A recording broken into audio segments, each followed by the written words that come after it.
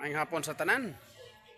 Manyata karon sa Mother Church sa Diban Calamba Evangelical Church. So mo ni ang church building na to. No, mo na iyahang sulod mga kaigsunan no, hayag kayo. So niyata karon niyata para sa di pa ta magsugod, no? Di pa ta magsugod sa tong midweek service na midweek service manggod namo karon. So sa among midweek service ako ang dilim ta schedule na ho ron pero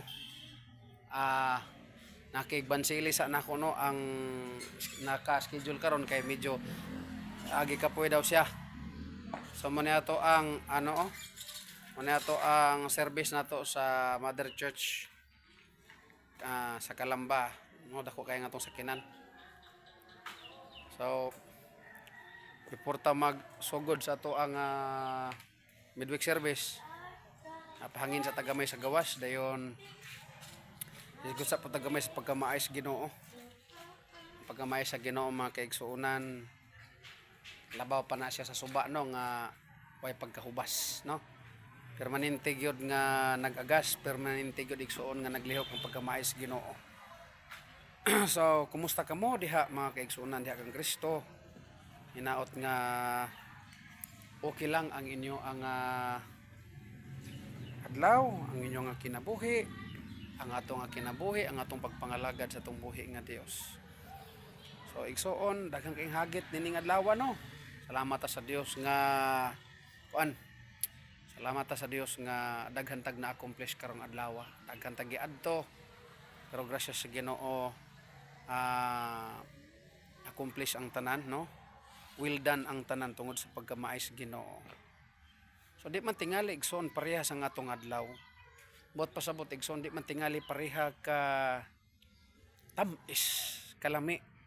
Igsoon ang dagan sa tong adlaw karong adlaw pero igsoon na wa gyud mausab, wa gyud molubad ang pagkamaayos Ginoo sa atong kinabuhi.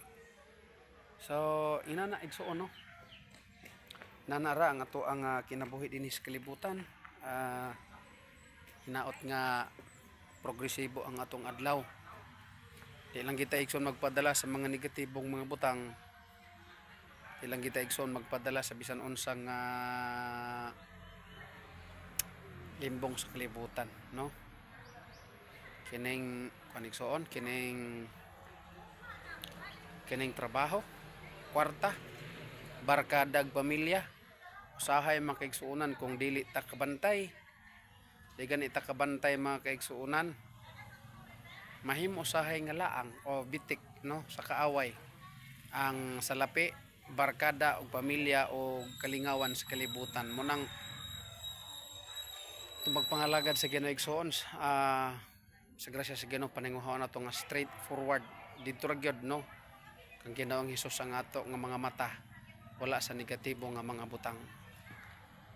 So dako kay ang atong simbahan sa mo ato yung Mother Church nato sa evangelical no. Dako kay ni siya tindakuha sa simbahan mo ni Mother Church namo. So ang daughter churches niya tulo, Langob, Akua, then Mamalad isa, then Dapakan. So mo ni ang ato ang Diban Calamba Evangelical Christian Academy Incorporated na eskwelahan sa elementary from grade 1 to grade 6. So mo na siya no. Kini sila mga bata din si Charles. Say hi Charles. Charles. Si Ate Lucy.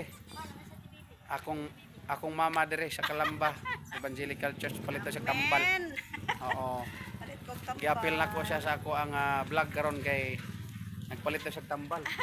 Salamat sa Ginoo na po isda yang dala tambal og isda. Salamat sa Ginoo. So salamat mga igsuon no. Diri lang taman ang ato ang video kay mag-prepare papunta para at exactly 6 PM no. Mag-start ng ato ang midweek service igsoon. So hinaut nga napon mo gihimo nga mga services para upliftment pagpa-boost pagpa-saka sa ato ang moral sa ato nga pagpangalagad o kadasig sa pagpangalagad sa Dios. So hangtod sa sunod higayon hinaot nga doon na mo na putlo ng mga maayong pulong alang sa atong pagpangalagad sa Dios. To God be all the glory, maayong hapon sa tanan.